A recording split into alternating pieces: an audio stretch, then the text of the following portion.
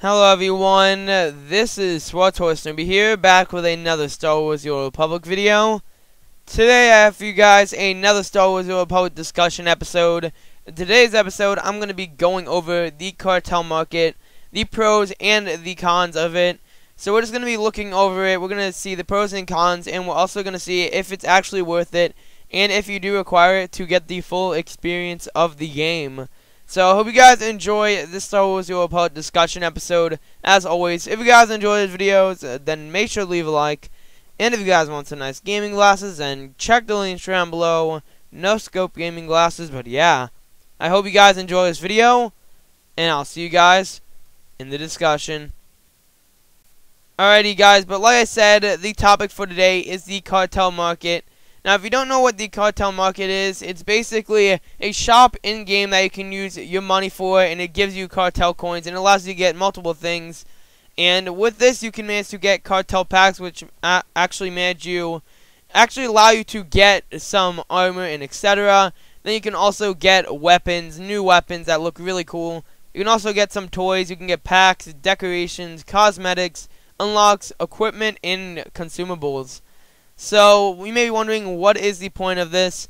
Well, I mean, it's, like I said, it's with most games, it is an in-game shop, and if you don't know what in-game shops are, they're used to, I guess say, get the developer, whoever's working on the MMO, extra money to actually work on the game, but at the same time, it allows the player to get some extra cosmetics or stuff that isn't really required, but, I mean, it's still very useful in its own unique way, and you may be wondering, why on earth is that? Well, I mean, first off, with the cartel market, you are able to get these consumables that allow you to get minor XP boost and the major XP boost, and they also manage to get you some weekly passes. But if you preferred, you can get the weekly pass right here, and you can buy them with the cartel coins and purchase them, and then get them so for a week you can play ops or do war zones or any of that kind of stuff. But yeah, there's that, of course. It is really useful for preferred status players for some of the, some of the consumables that you can manage to obtain. It's also very useful for the fact that when you're trying to get legacy unlocks in the game, you can also manage to get other stuff, which I'll show right here. You do have ship unlocks, you do have species unlocks, and I'll just try to click one simply right here. And as you can tell, you can purchase them with cartel coins. It seems like some of the stuff is not currently loading up for some reason, which is really odd, but you know that happens. But as you can tell right here, you do have legacy pieces of, places to go. So you can either use 1.5 mil credits, or you can use 600 cartel coins. So that's also something that is used for the cartel market. It's just a easier way to manage to unlock some extra cosmetic things, but at the same time, it is very useful for consumables. And of course, not only these species, we do have other tabs. For example, we do have the guild bank. We have all this kind of stuff. We can just simply unlock them.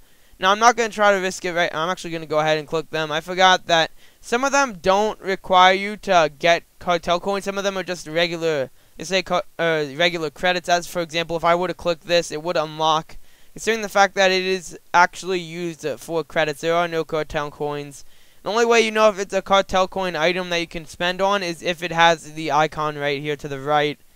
As you can tell, like I said, I mean, a lot of the unlocks allow you to use cartel coins and or credits. Some of them are decent deals, some of them aren't, but, yeah, I mean, that's something right there, of course.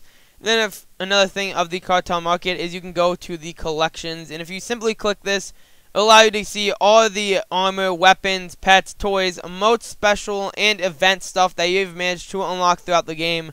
Now, I, for one, haven't managed to get most of that stuff. I mostly go for some of the pack items, and then some of them I don't, because I don't actually plan on, spending too much money on cartel coins just trying to get the pack openings. I do every now and then, but I'm not one that just goes out of my way just buying tons of hyper crates, but yeah, I mean, they have that, of course, and a good example of this is, like, if we just look through one of the collections, like this one right here.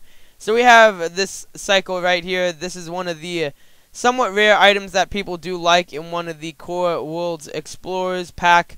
And if you just see there is a cartel item, so you just simply click it, and then you have 240 cartel coins in order to purchase that, and that's how it works with some of the other items. But, I mean, that is the whole entire cartel market right there. Now, my views on it, is it worth it? Now, I mean, the cartel market, if you want to get all the decent looking cosmetics, or if you just want to look through the game and manage to get some stuff, And that's all up to you because, like I said, if you go to simply the G10, you can also get some cartel items just by credits.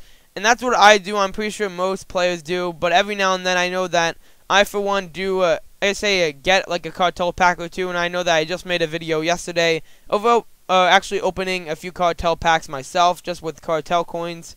But for most part, besides that, I normally just go to the GTN and then purchase the stuff from the cartel market. Since it doesn't seem worth it. I mean, it's not worth just trying to invest tons of, your hard-earned cash on the game itself. Since it's actually pretty simple to get credits in this game. And the way I do it, like I said, is use Scum and Villainy for a minute. And also I clear the TFB trash solo or with another person. And that gives you a fair amount of credits. And then by doing that, I can actually purchase all these packs and stuff without using that.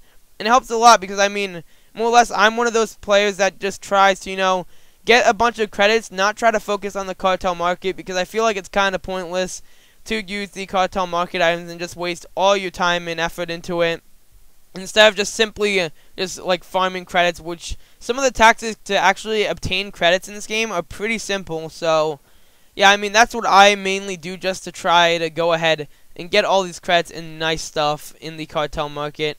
I mean, a good example right here is, as you can tell, I currently don't really have anything from the cartel market on my character. Now, I used to, and I do have a lot of stuff in my cargo hold, but I just like some of the outfits that you can find just without even using it.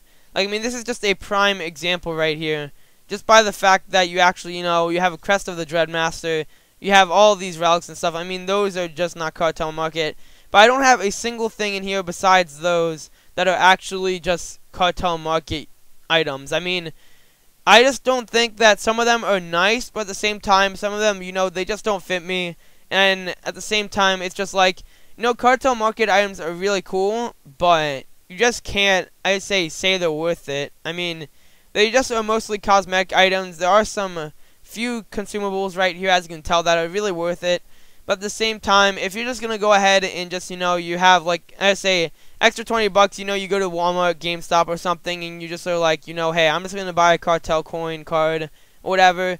Then if you're going to do that, then I would just recommend, actually, if you want to get in-game credits, then purchase usually the vehicles like this, because people will buy them for a few million credits, usually. Or you can buy the Warzone Pass, or the Warzone Passes, the weekly ones. So if you preferred it, then you can go ahead and actually do that, because if you just simply buy like a $20 card, you can last for quite a few weeks on these passes if you just plan on doing, say, operations, or you say just go ahead doing flashpoints or war zones. I know that preferred you don't really get the best of deals right here in this scenario, but if you do want to get cartel coins, then that's what I would recommend buying. Now, if you just want to go ahead and just gamble it off, then go with the packs. I mean, some of them are cheap, but I wouldn't recommend the hyper crates, considering the fact that, I mean, they do manage to actually get you an extra premium pack, I think it is, where you can just, yeah, like this is a good example right here, where you're, like, almost guaranteed to get a super rare. So, but I mean, it doesn't seem worth it just trying to constantly go ahead and just purchase all this stuff, because I would rather, get the items myself, get the specific items I want, than just go ahead and just waste about 40 or 50 bucks just trying to gamble it all away. And that just, to me, it just seems pointless. But I guess, say, if you want to gamble in the game, then go ahead, do that. That's a good way to do it, and also manage to make a decent credit profit in game. But other than that, I mean, that's just the whole entire idea of the cartel market. It's a really good in-game shop for trying to manage to obtain consumables and also gamble away your cartel coins and packs. But if I were to just say, if you would just want to use some extra money on something, then I wouldn't recommend getting the cartel coins. I would try to use the security key. I just get a security key because it gives you an extra 100 cartel coins, and if you're subbed, you get an extra 500. And then you just save those up and then get something decent as well. But I just don't think it's really worth it just trying to buy constantly. That's why I, for one, don't go for cartel coins too often and do those cartel openings too often. Since, I mean, I haven't really done one just since yesterday, and I just thought this would make a really good discussion video just to be the day after. Considering the fact that, like I said, I mean, I don't do those too often because they just don't seem really worth it. I mean, I don't want to just continue to do cartel pack openings when I can just simply, get some credits and do that. But if you want to go ahead and just get something real quick, and or you want to get something really nice, fast, then be my guest. Use the cartel market. It's good for that. But if you just want to get some decent gear, then the Cartel market's not for you. This is not a game that's pay to win. Like some other games where you can just go ahead and like simply buy something and then you have the most OP gun or something in the game. So it's not worth it if you're trying to like get better gear, but it is not. It's something nice for some cosmetics and some consumables to help you if your preferred status and or you want to level up a bit faster. But I guess you could say that's going to be the whole entire Star Wars The Old Republic discussion episode. Just on the Cartel market. Is it worth it? Is it not? Just the whole entire overview of it. But yeah, I hope you guys enjoyed this Star Wars The Old Republic discussion episode. As always, if you guys enjoy these videos, then make sure to leave a like and subscribe. And I'll see you guys in the next one.